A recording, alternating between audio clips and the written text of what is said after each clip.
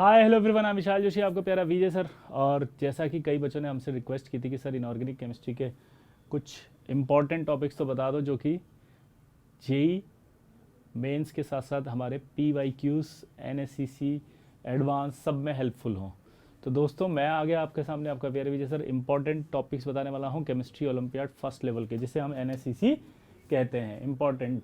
तो यहाँ पर सबसे बड़ी बात हम जो करने वाले हैं वो क्या है, देखो पहला, देखो सबसे इम्पॉर्टेंट बात अगर हम बात करें तो मैं अपने बारे में बता दूं, मेरा नाम है विशाल जोशी, पता ही होगा आपको।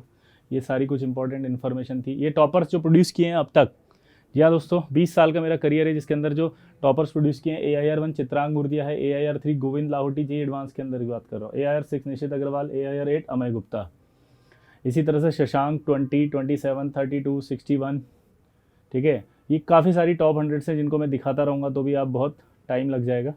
ये सारे टॉपर्स प्रोड्यूस किए। अब बात करें केमिस्ट्री ओलंपियाड के अंदर जो गोल्ड मेडलिस्ट थे क्षितिज गर्ग, सिल्वर मेडलिस्ट आयुष कदम, सिल्वर मेडलिस्ट शार्विक मित्तल और ब्रॉन्ज मेडलिस्ट कुशल बाबेल। ठीक है, उन लोगों को जो टिप्स दी थी वही आज आपके सामने दे रहा हूँ। और बहुत इंपॉर्टेंट टॉपिक से बिना किसी तरीके पूरा वीडियो देखना, ये टॉपिक आप पढ़ जाना। ये टॉपिक इतने इंपॉर्टेंट है कि अगर आप इनको पढ़ कर जाते हैं तो गारंटी आपका फर्स्ट लेवल एक भी सवाल गलत नहीं होगा। केमिकल बॉन्डिंग में देखो सबसे इंपॉर्टेंट MOT आता है, सबको पता है।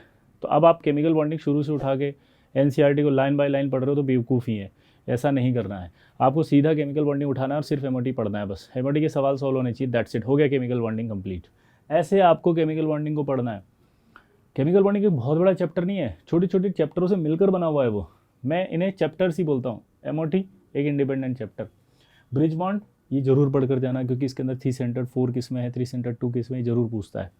बैक बॉन्डिंग पूछ लेता है किस में बैक बॉन्डिंग है या नहीं है, तो छोटा छोटा सरफेस लेवल पर देख कर जाओ, बैक बॉन्ड निकालना आना चाहिए बस। ब्रिज बॉन्ड देखना आना चाहिए, बहुत हाई डेप्थ नहीं चाहिए, हाई डेप्थ नहीं चाहिए, जेई एडवांस वाली। तो आपको बस इतना करना है, एक थंब रूल बता देता हूँ, जो टॉपिक मैं बता रहा हूँ उन सारे टॉपिक्स को कवर कर लो आप थ्योरी में, ये आप कर लेना बस, कि आपको वो टॉपिक्स कवर्ड होने चाहिए, बेसिक नॉलेज उनकी होनी चाहिए NCERT लेवल की, तो आपका फर्स्ट लेवल निकल जाएगा, मेरी गारंटी। और इन्हीं पे फोकस करके जाना। हाइड्रोलिसिस, हाइब्रिडाइजेशन और वेस्पर थ्योरी को भूलना मत, क्योंकि उसमें कुछ भी दे देता है, ज्योमेट्री क्या है, एंगल कितना है, पाई बॉन्ड कितने हैं, सिग्मा कितने हैं। तो इस तरह के क्वेश्चंस करने के लिए हाइब्रिडेशन आपको सबको आना चाहिए और उसके अंदर एंगल भी आना चाहिए, वेस्पर थ्योरी भी आनी चाहिए। ऑक्सी एसिड्स की बात करें तो ऑक्सी एसिड आपको पता होनी चाहिए। ऑक्सी एसिड क्या होता है, जैसे बहुत सारे स्ट्रक्चर्स आ जाते हैं, बेसिसिटी आ जाती है, OH कितने हैं, pH कितने हैं, तो ये टॉपिक आपके लिए बहुत इंपॉर्टेंट हो जाएंगे। कोऑर्डिनेशन केमिस्ट्री में सिनर्जिक बॉन्डिंग आएगा, आइसोमेरिज्म आएगा, CFT बहुत इंपॉर्टेंट, CFT। अब पूरा कोऑर्डिनेशन देखने का टाइम नहीं है और आपको लगता है कि यार देखे रिस्क लेना चाहता हूँ मैं, तो कुछ मत करो, CFT उठाओ और सीधा पढ़ के चले जाओ। सिनर्जिक बॉन्डिंग उठाओ, बेसिक पढ़ के चले जाओ। इसमें एक और मैं ऐड कर देता हूँ, आइसोमेरिज्म जरूर देख, सॉरी नॉमेनक्लेचर भी एक बार देख के जाना, क्योंकि नॉमेनक्लेचर के भी छोटे छोटे सवाल आ जाते हैं। नॉमेनक्लेचर के अलावा आप ये भी देख के जाना, उसमें EAN, एक दो ऐड कर दिया इसमें, नॉमेनक्लेचर और EAN। ठीक है, मेटलर्जी में बहुत इंपॉर्टेंट होता है कि एलिंगम डायग्राम आप देख कर जाएं, हर साल सवाल आता है भाई, एलिंगम आपको आना चाहिए। उसमें कुछ नहीं होता कि डायग्राम कौन सा सही है और कौन सा गलत है, बस इतना सा, ऊपर जाएगा कि नीचे जाएगा, छोटा सा एक बार पढ़ेंगे 15 मिनट में आपको एलिंगम की फील आ जाएगी। फिर से बोला, बहुत हाई लेवल पे, बहुत डेप्थ नहीं चाहिए, कहीं आपको बहुत सारा डाउट आ जाए तो उसको छोड़ दो, बस आप थ्योरी कवर करके जाओ। गोल्ड और सिल्वर का एक्सट्रैक्शन आपको आना चाहिए, मैक आर्थर फॉरेस्ट प्रोसेस याद हो तो। Fe, एल्यूमिनियम, कॉपर, इनके एक्सट्रैक्शन भी ज़रूर आने चाहिए। एल्यूमिनियम आपको पता है बहुत आता है, कॉपर भी आ जाता है, तो ये आपको जरूर पढ़कर जाना है मेटल। सॉल्ट एनालिसिस बहुत बड़ा होता है, पॉसिबल नहीं इतने शॉर्ट टाइम में, इतने कम टाइम में अगर आप सोच रहे हैं कि बहुत सारा पूरा कर लेते, दिस इज़ नॉट पॉसिबल। तो आप सिर्फ ड्राई टेस्ट पढ़कर जा सकते हैं, छोटे छोटे ड्राई टेस्ट पढ़ के जा सकते हैं, कैटायंस देख के जा सकते हैं। ठीक है, इसके अलावा अगर हम बात करें एस ब्लॉक की, भैया एस ब्लॉक ऐसे तो NCERT उठा के देखोगे तो आपके पसीने छूट जाएंगे, आप हार मान लोगे। लेकिन मैं जो कह रहा हूँ, सिर्फ आपके आधे घंटे में एस ब्लॉक खत्म हो जाएगा, सिर्फ आप रिएक्शन करके जाना विद O2, रिएक्शन करके जाना विद H2O। ठीक है, पक्का है ये।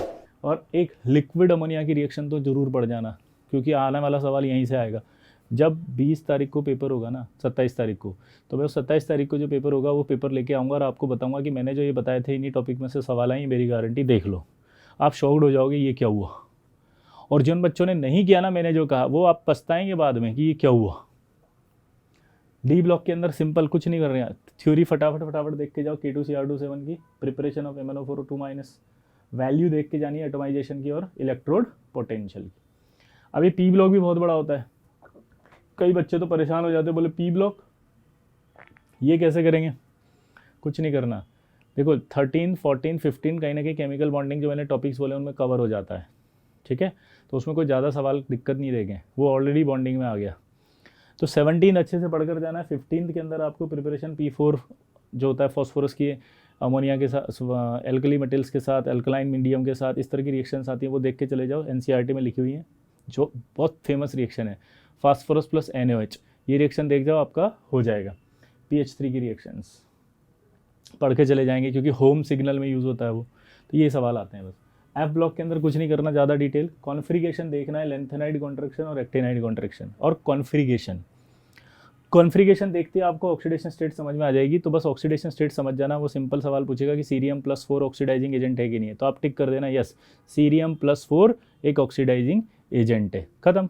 ऐसे सवाल आएंगे वहाँ पे, ठीक है। केमिकल रिएक्शन में एक NCERT का गोला बना हुआ है, ठीक है, ऐसे LN करके एक गोला है एफ ब्लॉक में, और 4-5 रिएक्शन दे रखी है वाटर के साथ, हेलोजन के साथ, सल्फर के साथ, नाइट्रोजन के साथ, कार्बन के साथ, तो वो पढ़ के चले जाना, वो रिएक्शन आ जाती हैं।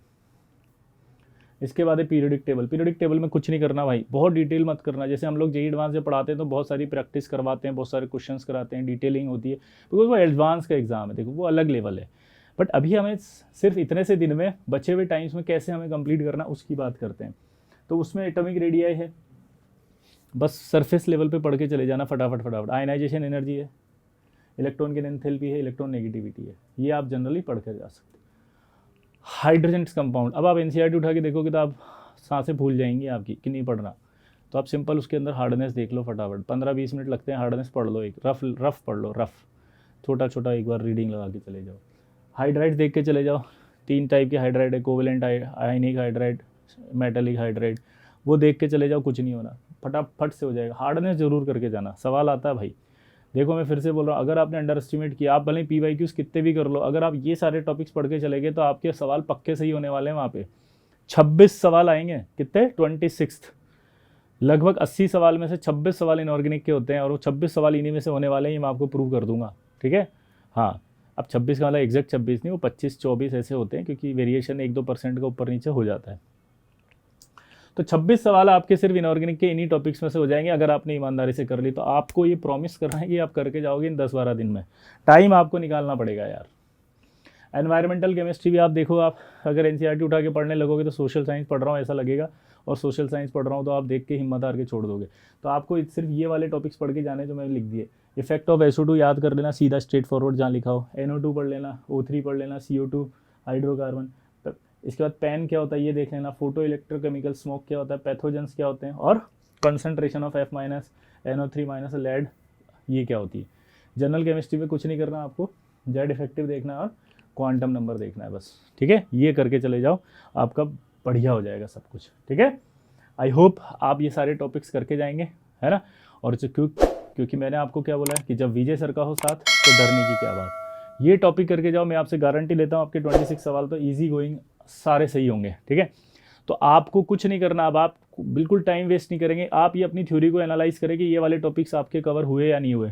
आप अपनी थ्योरी को एनालाइज करो कि ये टॉपिक आपके कवर हुए या नहीं हुए। क्या बोला जल्दी बताओ, आपको एनालाइज करना है कि ये कवर हुए या नहीं हुए, ठीक है, बस क्लियर। तो जब विजय सर का हो साथ तो डरने की क्या बात।